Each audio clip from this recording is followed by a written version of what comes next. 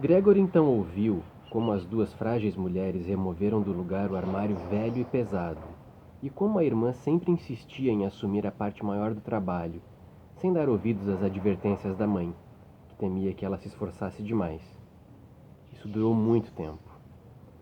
Já ao fim de um quarto de hora de trabalho, a mãe disse que era melhor deixar o armário ali, pois, em primeiro lugar, ele era pesado demais.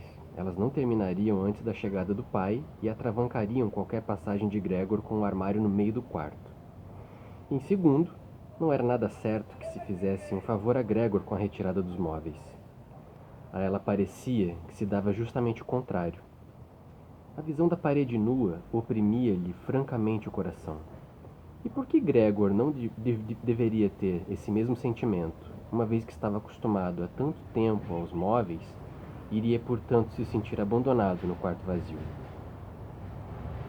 E numa voz bem baixa, quase sussurrando, como se quisesse evitar que Gregor, cuja localização exata ela não conhecia, ouvisse até mesmo o som da sua voz, pois estava convencida de que ele não entendia as palavras, a mãe concluiu: não é como se nós mostrássemos, retirando os móveis, que renunciamos a qualquer esperança de melhora e o abandonamos à própria sorte, sem nenhuma consideração? Creio que melhor seria tentarmos conservar o quarto exatamente no mesmo estado em que estava antes, a fim de que Gregor, ao voltar outra vez para nós, encontre tudo como era e possa desse modo esquecer mais facilmente o que aconteceu no meio tempo.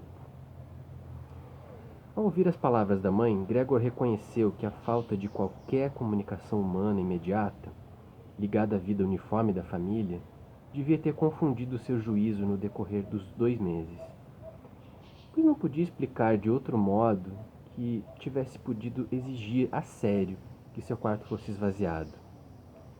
Teria realmente vontade de mandar que seu quarto, confortavelmente instalado com móveis herdados, se transformasse numa toca em que pudesse então certamente se arrastar imperturbado em todas as direções, ao preço contudo do esquecimento simultâneo, rápido e total do seu passado humano? De fato agora já estava próximo de esquecer. E só a voz da mãe, que havia muito tempo não escutava, o havia sacudido. Nada deveria ser afastado, tudo deveria permanecer. Não podia se privar dos bons influxos dos móveis sobre o seu estado. E se os móveis o impediam de rastejar em roda sem objetivo, então isso não era um prejuízo, mas sim uma grande vantagem. Mas infelizmente, a irmã tinha outra opinião. Ela havia se habituado, seja como for, de uma maneira inteiramente justificada, a se apresentar diante dos pais, nas conversas sobre as questões de Gregor, como perita.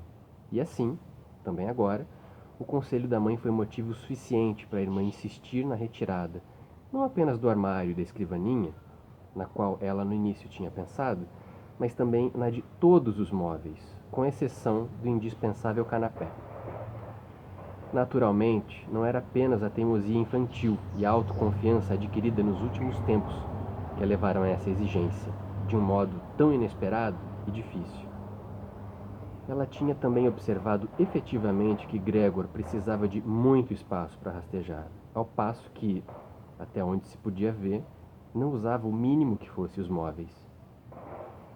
Mas talvez também desempenhasse aí um papel aquele espírito entusiasta das jovens da sua idade, que busca se satisfazer em qualquer ocasião, e através do qual Grethe agora se deixava atrair, ao querer tornar a situação de Gregor mais assustadora, a fim de poder então realizar por ele mais ainda do que até agora. Pois num espaço em que Gregor dominasse inteiramente só as paredes vazias, com certeza ninguém, a não ser Grethe, jamais se atreveria a penetrar. E assim, ela não se deixou, desviar de sua decisão pela mãe, que também parecia insegura naquele quarto, com tanta inquietação. Logo emudeceu e ajudou a irmã, na medida das suas forças, a transportar o armário para fora. Bem, no caso de necessidade, Gregor ainda podia se privar do armário, mas a escrivaninha tinha que ficar. E mal as mulheres tinham deixado o quarto com o armário, de encontro ao qual se comprimiam, gemendo, Gregor pôs a cabeça para fora, de sob o canapé, para ver como poderia interferir com cuidado e o máximo de consideração. Mas por infelicidade foi justamente a mãe a primeira a voltar, enquanto Grete, no quarto vizinho, abraçava o armário e sozinha o jogava de lá para cá, naturalmente sem tirá-lo do lugar. Mas a mãe não estava acostumada à visão de Gregor. Podia fazê-la ficar doente, e por isso ele foi de marcha ré, assustado, até a outra extremidade do canapé, mas sem poder mais impedir que o lençol à frente se mexesse um pouco. Isso bastou para chamar a atenção da mãe. Ela parou de repente, ficou um instante quieta e depois voltou para a companhia de Gretchen.